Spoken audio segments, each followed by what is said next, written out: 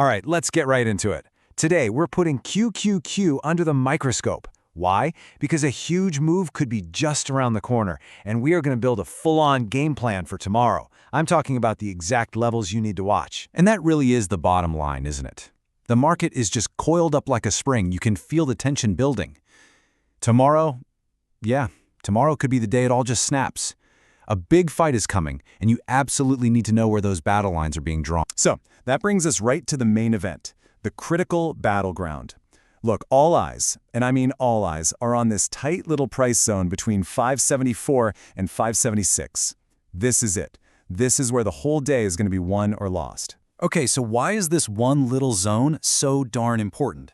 Well, we call it the flip band, and you can think of it just like a light switch. Below this band, market dealers, they're incentivized to keep things kind of quiet, keep the price stable. But if the price breaks above it, boom, the switch flips. They are literally forced to change their tune, start buying up shares to hedge their positions. And that buying, that chase, that's what can light the fuse for a really explosive, accelerating move to the upside. So I want you to burn these numbers into your brain, 574 to 576. That's it. That's the battleground.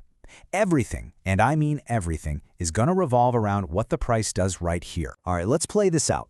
Let's run through the scenarios. So what happens if the buyers actually win this fight? If they take control at the battleground.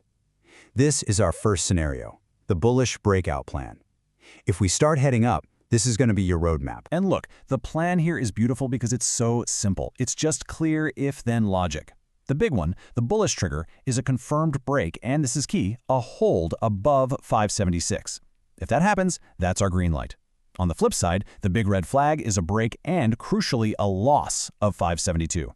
Those two levels, they are your absolute lines in the sand. Okay, so let's say we get that trigger. We pop above 576. Where are we headed? Well, your first little momentum target is 579.20, but the real prize, the primary target, is 580. Now, this isn't just a pretty round number. Nope, it's a massive call wall. Think of it like a giant magnet of resistance, just packed with call options.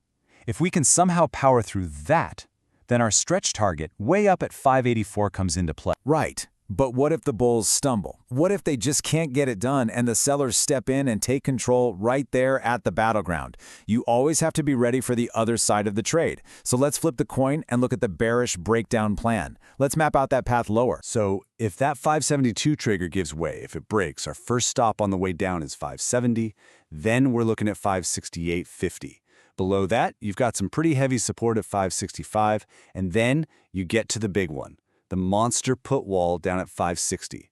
And a put wall is just the opposite of a call wall, right? It's a massive floor of support just loaded with put options. So, we've got our bullish game plan above 576 and our bearish plan below 572. But what about that no man's land in between? Well, that's what we call the chop zone. In that little 4-point range, just expect a mess. It's going to be choppy, indecisive. Dealers are just pinning the market. It can be a super frustrating place to trade. So my advice, the key is to just be patient. Wait for that clean, decisive break of one of our triggers. Okay, we've covered the strategy. We know the triggers. We've got the targets. Now let's pull it all together into one simple, powerful visual. This is your official trading cheat sheet for Tuesday. Everything you need, all in one place. And look at this. This cheat sheet tells the whole story. You can see our R1 bullish trigger right there at 576 and our S1 bearish trigger at 572. And smack dab in the middle, that's our pivot, that 574 to 575 flip zone. Now pay attention to the major roadblocks. You've got the R2 call wall at 580 up top and that big S3 put wall support down near 560.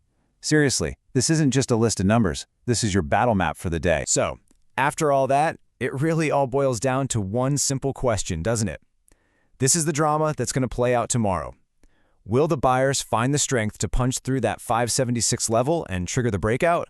Or are the sellers going to dig in, defend their turf, and push this thing lower? The winner of that 574 to 576 fight, well, they're going to call the shots for the rest of the day. And hey, just a quick but really important reminder here. All of this content is for educational and informational purposes only. It is absolutely not financial advice.